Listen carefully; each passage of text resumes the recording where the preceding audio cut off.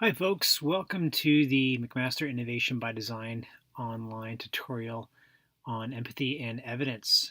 And so before we begin, I'd like to encourage you to get into a learning mindset that's going to be helpful for engaging in the tutorial. It can be hard to stay focused while watching videos, so try a few things. Turn off your phone, your email notifications, your ringer, and close down any distracting tabs on your internet browser. Go somewhere nice and quiet where you know you're not going to be distracted for a while. And if you've been sitting for a long time, get up and stretch, move around a bit before you watch this video. It'll make a big difference.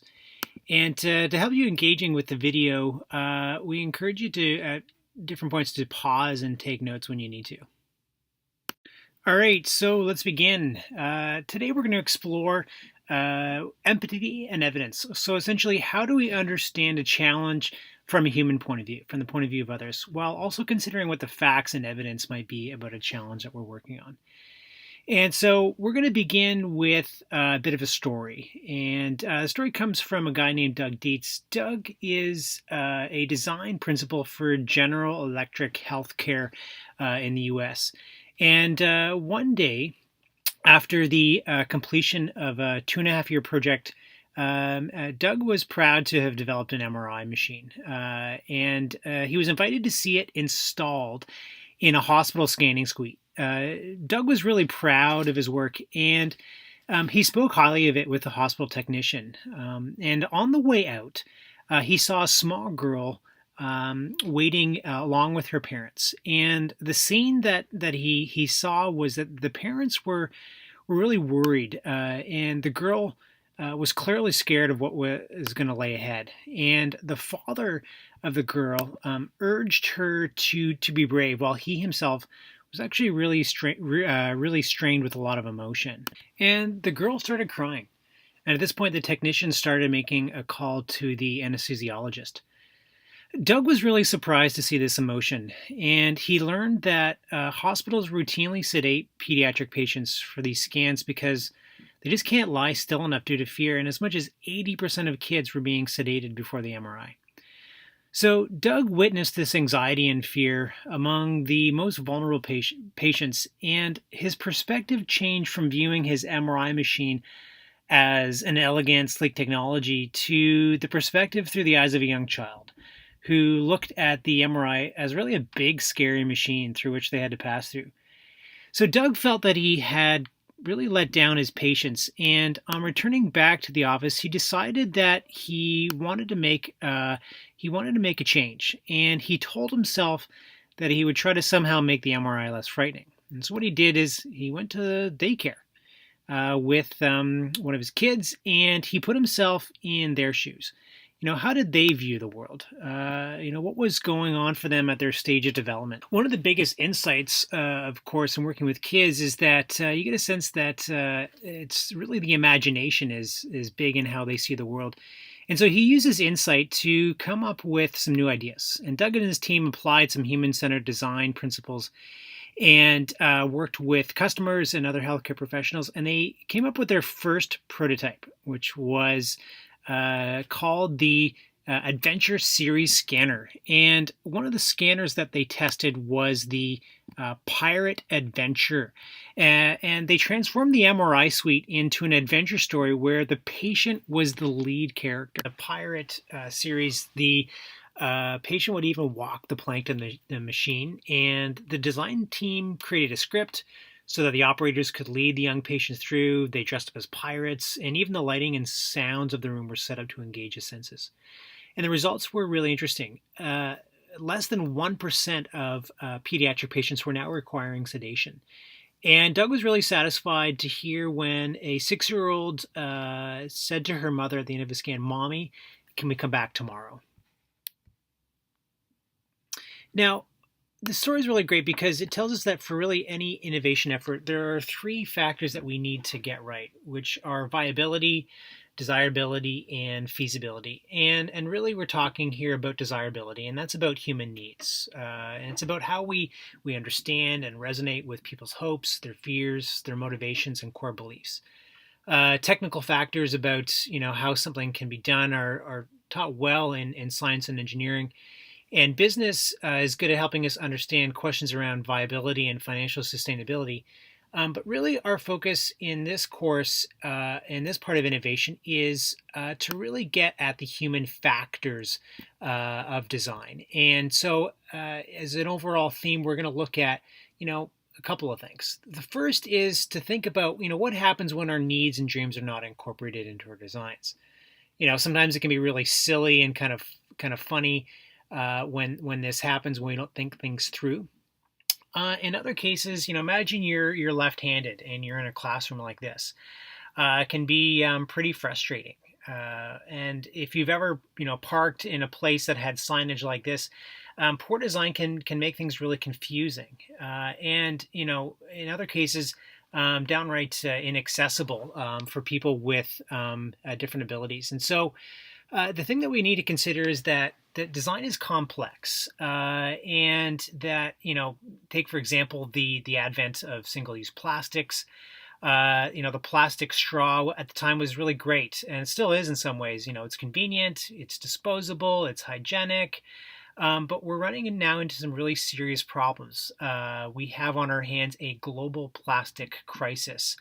And we didn't necessarily think about it at the time, but we now have a big problem with plastics. And so, while at one level we've satisfied some human needs for convenience, we've now also created another challenge.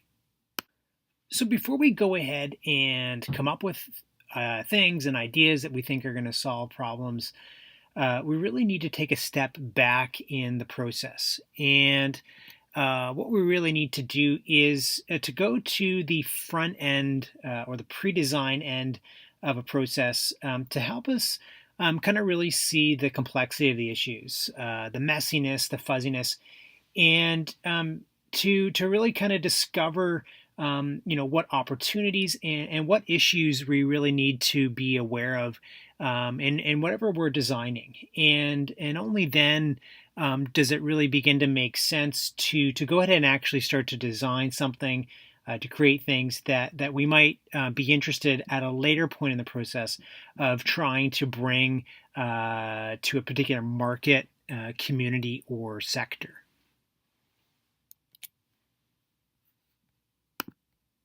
The question is, how do we define a challenge that is worth working on, but not so overwhelming that we can't actually act on it?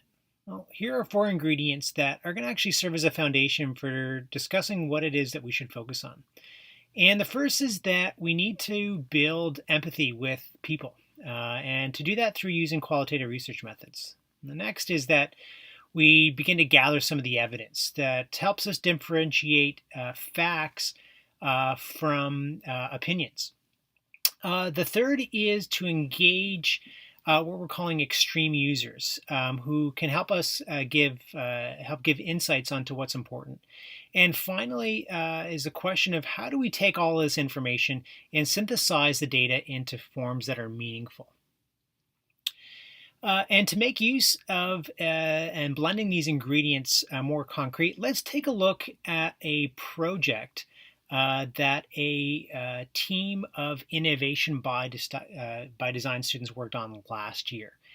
And here we have Nicole, Daniel, Mustafa, and Brian. And they worked with the City of Hamilton's Public Health Department, as well as City Lab, to tackle the challenge that was initially put to students around the fact that 57% of car trips in Hamilton are 1 kilometer or less, distances that could easily be biked or walked. And so the challenge for students was to look at something around SOBI, which is a social biking initiative here in Hamilton, around how do we make it more attractive to McMaster students. The students started by gaining empathy for McMaster students. What do students think and feel about active transportation? What are their daily struggles and needs around transportation?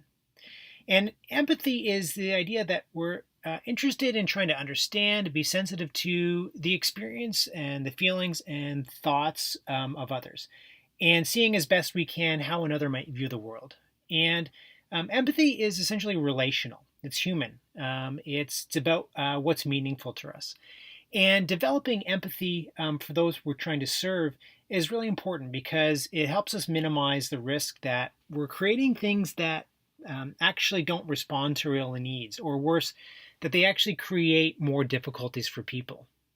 Empathy involves having a personal sense of what matters to people, but it involves much more than this. It's actually discipline of getting a sense of what these needs are. And to do that, we need different research methods. And we'll approach this by thinking about our knowledge as existing on a continuum. The surface is what's obvious, and the deep is what's hidden beneath the surface. At the top, we can consider what people say, and we would consider this explicit knowledge. So we might have someone say, we talk to them, that I like riding bicycles. And we could get at that kind of information, that kind of knowledge, by interviewing the person, by having a conversation with them. We can also consider what people do, and we can observe their behavior. People are sometimes not aware of what they're doing, and thus what they know how to do, but it can be obvious to others. This is obvious knowledge. And so we might visit that same person who says they love bicycles and see that their bicycle's in rough shape. It's broken and rusty and laying in their backyard. And well, we would know this by doing some ethnographic observation. Observation is important because what people say they do and what they actually do can sometimes be very different. At a deeper level, we can consider what people might know, feel, and dream. This is knowledge that's not explicit, nor can it be seen directly. And some of this knowledge is tacit, which means that it can't be described. Tacit knowledge includes things like how to play an instrument, or speak a language, or diagnose a problem. And latent knowledge refers to ideas or thoughts that we have, but we haven't used them or harnessed them yet. We know it, but it rests in waiting for potential use. And in the case of the person who loves riding bicycles, but has one that's broken in the backyard, we might learn that they have an interest in learning how to fix bicycles. And if we put a wrench in their hand and sent them to Max Cycle Co-op, which is a bicycle facility here on campus, we might learn that as they worked on their bicycle, that they actually have a need to be in control of the tools and the equipment that they use, and that they want to learn how to do it. So it would be through the use of creative, interactive, and generative methods that get people making things, interacting with things, that we can learn even more about them. Building empathy requires that we think about what people know based on these three different methods. And we're going to look at each of them more closely, as they're all important in understanding what's important to people. Approaches for getting at what people say are most commonly done through interviews and conversations. They're the most common techniques that we have. And they're helpful because they help get a sense of what people's hopes and dreams are and their pain in their own words. You can hear their experiences, their opinions, and their stories, and having a conversation helps you actually build a relationship and connection with people. There are, however, some challenges to interviews and conversations. One is that people may actually want to give you what they think you want to hear. They may want to look good. They want to say the right thing. Sometimes people may even want to mess with your project. And finally, what people do and say they do are sometimes really different things.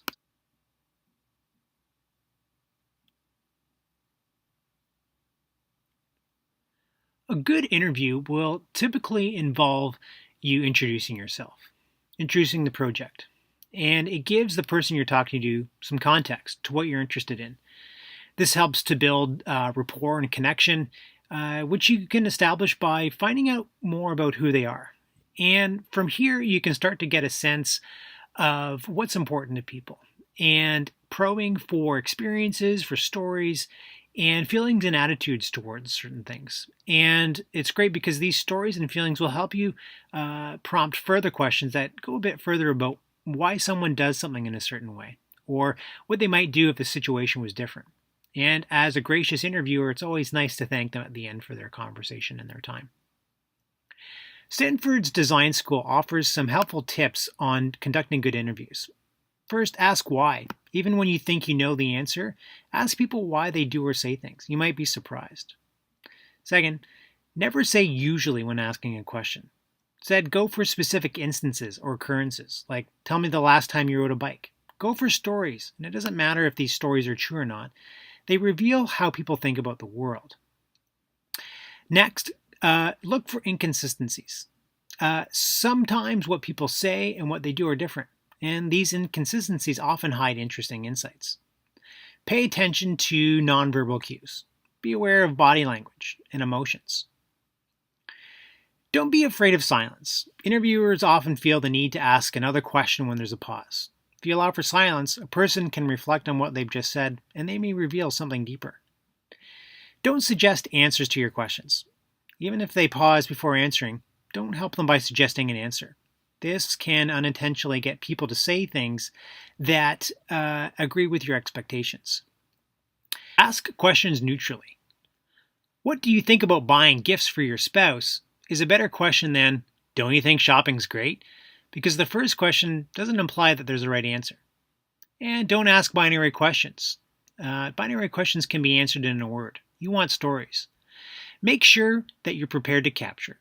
Always interview in pairs. And if it's not possible, use a voice recorder, because it's impossible to engage a person and take detailed notes at the same time. Next, we consider observing people in their natural environment, what ethnographers refer to as the field. Here, conditions are not like the laboratory. And in attending to what people do, we pay attention to people themselves, the activities that they're engaged in, the objects that they're using, and the place that they do it in. And the advantage of observational techniques are that your influence on participants' behavior can be minimized, and that you can capture some of the context of people's behaviors. Produced by observation can be generative and allow for multiple interpretations. Imagine yourself as someone not from McMaster. How might you interpret this image? Well, you might see that because it says university and that they are young adults, that these are students. You might also notice that they've formed a somewhat orderly queue. They're not crowding the door or shoving each other. And so you might infer that orderly queues is culturally important. Finer attention to detail would note an empty bike rack, a wheelchair accessibility sign on the bus, the fall colors, students of various ethnic backgrounds, and so on.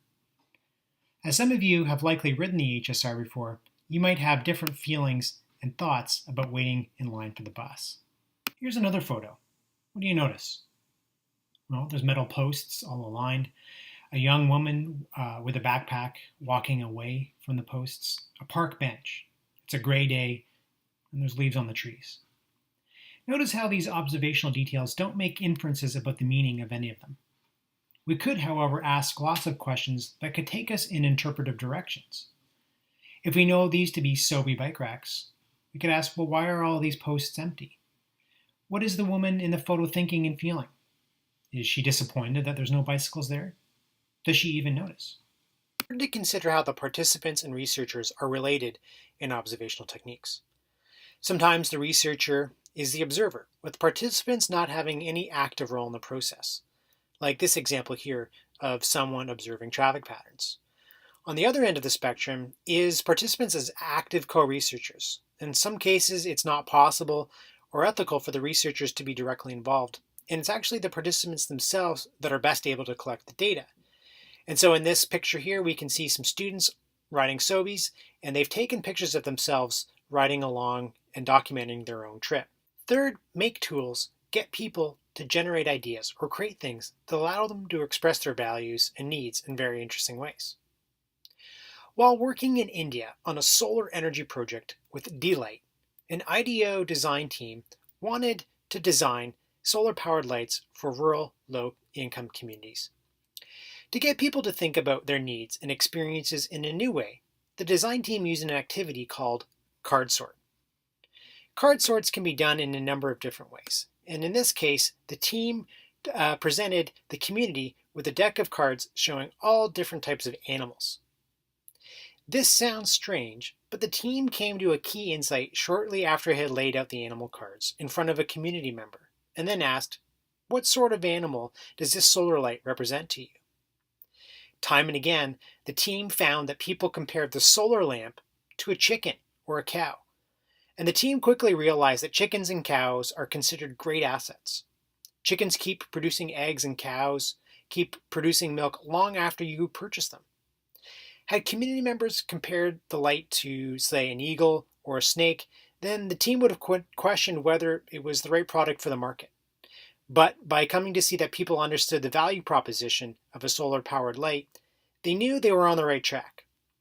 The chicken analogy also gave the team the language to use to help talk about the benefit of the light in a subsequent communication strategy. There are a whole range of make techniques, like the card sort, that we encourage you to check out in some of the toolkits we provide. And in the context of the SOBI project, a make technique would be to give people a map of Westdale or Hamilton, to locate their house on the map, and ask them to draw how they would get to a desired destination. And by drawing out the map, you might also get this person to draw alternate routes to other destinations. Although you're not doing formal research in this course as part of a study, you will be practicing the development of design research skills that involve human participants. There are important ethical guidelines, practices, principles that need to be adhered to in the course of doing design research, with people that ensure the potential risks to them are minimized, and their people are treated with respect, fairness, and concern for their welfare. And some of these practices that we'll engage in this course involve ensuring first that participants have free, informed, and ongoing consent about their participation. Second, that the data is confidential and it's anonymized, or having their names removed, so as to protect their identity.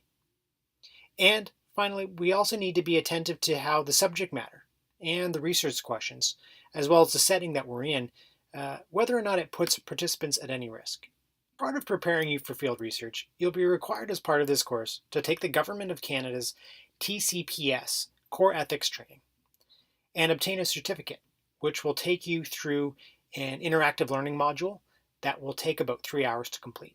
So we ask you to go to the website below and complete the training. The ingredient for defining what's desirable is to gather some evidence that provides some context to the problem and helps sort out some of the facts from opinions we have about the challenge. Evidence in the form of secondary data and research can help us get a sense of how big the problem is and for whom. We can also learn from what currently exists, what's been tried before, and glean some insight about why the problem is really a problem worth paying attention to. Evidence is part of knowing about the context of people's experiences.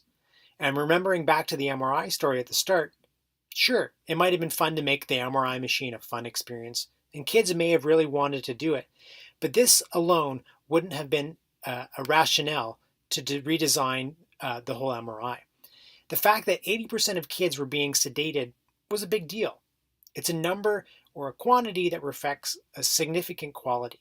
That is, the problem's big. It impacts a lot of people in a big way. The SOBI team did some research and learned that reliance on cars and buses for transportation has negative impacts on public health. And there's evidence that active transportation modes like cycling and walking have benefits to our physical, mental, and environmental health. The team also learned that an initiative in 2016, a referendum to offer all McMaster students a SOBI bike membership for an hour and a half a day for $16.95 for the entire year, with the option to opt out, failed in a referendum that needed 2/3 of the popular vote, with less than half of the students voting in favor. This prompted the team to consider what students know about SOBI and how they understand its value. Next, a large survey of McMaster's staff, students, and faculty in 2010 also revealed some information about how people get around to and from campus. And so this kind of evidence from a human-centered design point of view helps us to see how important, complicated, or pervasive a problem is. And having some background might help us to figure out where to focus our attention, who we might talk to, and engage with people around particular questions and experiences that could yield insights about what's important to them. Next, we move to the role of what's called extreme users. So if you drew a distribution of people's behavior or expertise, passion or knowledge in the domain you're studying, you might find it looks like the curve below. Common sense would be that we would look at people in the middle, the majority of people, to get insights. Because, well, you're interested in helping as many folks as you can. However, the folks at IDEO suggest that we look at the extremes of any user population. And since research is all about learning, a very fast and efficient way to learn is by studying the extremes. The issues that are relevant to all users are most clearly visible in the extremes of the population. In the great middle, the quote signals you're looking for will be a lot less obvious and buried in more noise. But by closely observing the extremes of a community, you learn more quickly what's relevant to everybody, and hence the application or design you're building. Here's an example of the project IDEA worked on with Sliss, a food utensil company that wanted to rethink its pizza slicer. At one end of the extreme would be people like chefs, folks who are really active in making a lot of food. And on the other end are folks who might have a hard time using a pizza slicer or who don't make much pizza at all, folks like children or the elderly. And by observing how these folks used a pizza slicer and what their needs were, they began to see their struggles and their workarounds. And ultimately what IDEO and Sliss came up with was a new kind of pizza slicer. Another example, Vietnam was struggling with child malnutrition in rural areas back in the 80s. And despite wide-scale efforts and resources from the outside to address the issue, it was really intractable. Jerry Sternin from the Harvard Business School had a different approach that he calls positive deviance. And he asked, of all the poorest children in these rural communities, who among them is the healthiest? Despite abject conditions and lack of access to resources, who is still thriving? And what is it about these kids and their families that's so different? His team discovered that the families of these children did two significant things. The first was that they fed their children shrimp. And this was notable because there was a taboo in these communities that shrimp was not appropriate for children. Even though it was an abundant source of protein, that taboo kept families from eating it. The second finding was that the parents actively hand-fed their children 3 or 4 times a day instead of just 2. By going to the extremes, these positive deviants, who were thriving even though they had few resources, the team uncovered behaviors within the community that became the basis for interventions across a whole range of communities. Going back to our transportation example, some extreme users we might consider are hardcore cyclists like Dr. Nathan Cooper. Or how about Friendly Frank, who has a lot of perspective on student behavior on buses. You might also talk to folks from Access, a student organization that represents students with disabilities. You could talk to students who couch surf throughout the week to avoid commuting. And, of course, you might talk to some commuter heroes who have to travel long distances to get here. We look at how you start to analyze and synthesize all of your qualitative data into forms that are useful for design purposes. The way to organize qualitative data is to create empathy maps, and they have a few parts. The first is what we observe people say and do, which we covered. The other side are inferences, potential meanings about what a person might be thinking and feeling based on what we've seen and heard. And there are 2 parts. The first is the cognitive component, that is, what might the person be thinking. The second component, which is tied with our thinking, is the emotional and feeling component. This one is perhaps the most critical because our emotions have a much greater impact on our actions than do our thoughts. Let's load an empathy map. Take Philip, a first-year science student. We learned in talking to Philip that he says, roads are very icy in the winter. Sobe stops are not close enough to my house, and that whatever mode of transportation is fastest is the one that I choose, as he enjoys biking with his friends. When we asked Philip to track his week, we noted a few observations. He sleeps in and is often in a rush to get to school. And he likes to go for hikes with his friends in Coots Paradise. As well, he often goes downtown to check out the music scene. We heard from this that Philip feels rushed and anxious about being on time. He's concerned about his safety in the winter, and that he values his friends. And, of course, who doesn't? He loves Hamilton. I'd also infer that Philip's thinking, I might use a Sobe if it was right outside my house. He might also be thinking that Sobe's really only for commuting, not for his social life. And that, well, it's just too darn cold to ride in the winter. Such an empathy map is not taken to represent this person or define them. We don't know what Philip's actually thinking or feeling. And although we could ask him, that would still be information that would go into the say category. But it is useful to get us thinking about some potential themes and issues, very human ones that we might need to consider in our design. Now take a look at how the Sobe team started to put together some of these pieces. So after their interviews, they generated a number of empathy maps, and they had some observations. And they took this information and they started to see a few things. One was that there are different profiles of people that the data could be clustered into. In fact, they also noticed a number of themes that started to emerge. These included things like safety, incentives, community, and convenience. To ground these insights into a human-centered point of view, they created a thumbnail persona of Philip, thinking, what are some of the things that Philip might feel and say?